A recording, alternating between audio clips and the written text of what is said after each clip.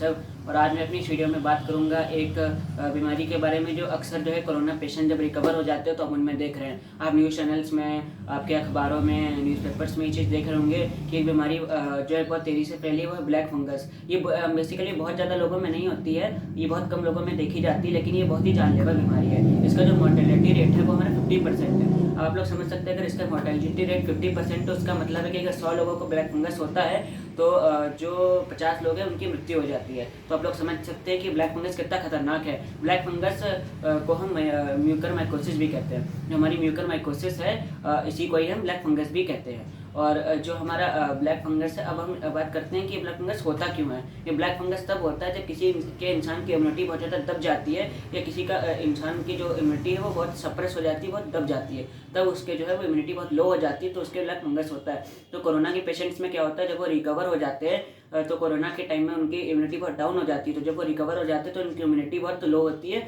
और उनको उसको रिकवर करने में कुछ टाइम लग जाता है। तो जिन लोगों में इम्यूनिटी बहुत ज़्यादा कम हो जाती है, जिनकी इम्यूनिटी बहुत सप्रेस हो जाती है, बहुत दब सी जाती है, तो उन लोगों में जो है ये म्यूकरमाइकोसिस या ये हमारा जो जिसको म्यूकरमाइकोसिस को हम लोग ब्लैक फंगस कहते हैं वो भी हो जाता है। तो अब मेन चीज़ है कि ये किन किन पेशेंटों में हो सकता है। जैसे कि किसी इंसान की शुगर है, किसी इंसान की कैंसर है, किसी के एड्स या HIV है, और किसी इंसान का कोई बॉडी का ट्रांसप्लांट हुआ है, kidney transplant, heart transplant, lung transplant, intestine transplant, इस टाइप का कुछ भी होता है इंसान के अंदर, कोई भी ट्रांसप्लांट होता है, या जो मैंने आपको बीमारियां बताई इनमें से कुछ भी होता है, तो इंसान की इम्यूनिटी पहले से ही इतनी लो होती है, और जब उसके कोरोना हो जाता है तो लोग समझ सकते होंगे कि डबल भार उसकी जो है वो शरीर पे आ जाता है, और उसकी जो इम्यूनिटी है वो और लो हो जाती है। तो इसी सब के चलते जो है उसको जो है वो ये ब्लैक फंगस जो है हमारा वो हो जाता है। तो अब बात करते हैं कि जो हमारा ब्लैक फंगस है इसके सिम्टम्स क्या क्या हो सकते हैं। इसके सिम्टम्स हो सकते हैं कि आपके जो नाक है उसमें स्वेलिंग हो सकती है, आपको नाक बड़ी बड़ी सी लग सकती है, नाक में स्वेलिंग हो सकती है, मुंह पे स्वेलिंग हो सकती है। आप जब मुंह पे ऐसे टच करो तो आपको मुंह पे लगेगा कि हाँ मुंह पे कुछ स्वेलिंग है, और मुंह पे आपके दर्द भी हो सकती है। और उसके साथ में जो है आपको इसमें जो है वो आपका नाक और जो मुंह है उसके अंदर आपको काला काला सा कुछ दिखाई दे सकता है, फंगल इन्फेक्शन के जैसा। तो ये कुछ सिम्टम्स हैं जो आपको जो है, और हाँ एक सिम्टम और है कि आपको कोरोना से रिकवर होने के बाद भी सांस लेने में दिक्कत हो सकती है। तो ये भी एक जो है वो हमारा सिम्टम जो है वो ब्लैक फंगस का ही हो सकता है। और जो ब्लैक फंगस मेनली हमारा होता है वो नाक और मुंह के जरिए ही होता है। तो नाक और मुंह को वो सबसे पहले इन्फेक्ट करता है, आपका मुंह सूज सकता है, और आपकी नाक में दर्द हो सकती है, मुंह के हिस्से में दर्द हो सकती है, और यहाँ पे आपको अंदर और नाक के अंदर और मुंह के अंदर अजीब सा ब्लैक ब्लैक कलर का भी दिख सकता है, और नाक में आपको अजीब सा जो है वो म्यूकस जैसा भी दिख सकता है। तो ये कुछ सिम्टम्स होते हैं ब्लैक फंगस के। और कभी कभी अगर ये आंखों तक पहुंच जाता है तो क्या होता है, हमें कभी कभी पेशेंट्स की जान बचाने के लिए आंखों को निकालना भी पड़ता है कि पेशेंट को हम बचा सके।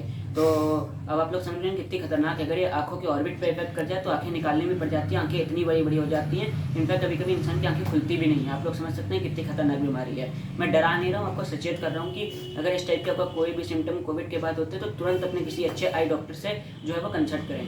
तो और अगर ये आपके ब्रेन तक पहुंच जाता है तो फिर इंसान को बचाना नामुमकिन ही हो जाता है, बहुत मुश्किल हो जाता है कि इंसान को बचा लें। तो जब तक उसके नाक मुंह के पास में है, इसको तुरंत ही हमें डॉक्टर को दिखा के इसका इलाज करना चाहिए। अब इसके प्रिकॉशंस क्या क्या ले सकते हैं। इसके प्रिकॉशंस देखिए मेन दो हैं। पहला तो है कि आप लोग अपनी विटामिन C की जितनी भी कमी है वो पूरी कर लो। आपको क्या करना है, आपको जितने भी सप्लीमेंट्स आते हैं, जितने भी आपकी दवाइयाँ आती हैं, जितना भी जो भी आता है आप लीजिए। आप संतरा ले सकते हैं, आप अनार ले सकते हैं, आप नींबू ले सकते हैं, जिसमें जिसमें विटामिन C है वो आप लीजिए, ताकि जो आपका शरीर की इम्यूनिटी है वो मेंटेन रहे, और ये जो फंगल इन्फेक्शन है म्यूकरमाइकोसिस, और जिसको हम ब्लैक फंगस भी कहते हैं, वो आपके शरीर पर अटैक ना कर सके और आपको ना हो सके। और दूसरी चीज़ है पर्सनल हाइजीन मेंटेन रखिए। तो आपने सुना होगा फंगल इन्फेक्शन उसी के होता है जिसकी जो है वो जिसके गंदगी ज़्यादा रहती है शरीर में, जो कि अपनी पर्सनल हाइजीन को मेंटेन नहीं रखना। अपने मुंह को दिन में 2-3 बार फेस वॉश से या अच्छे से धोते रहिए, और बाहर निकलिए तो थोड़ा सा मास्क वास्क लगा के, और मुंह पे जो आपकी क्रीमें आती हैं जिससे कि आपको बाहर कोई धूल वूल ना चिपके, ऐसी क्रीमों का जो है वो थोड़ा बहुत यूज़ भी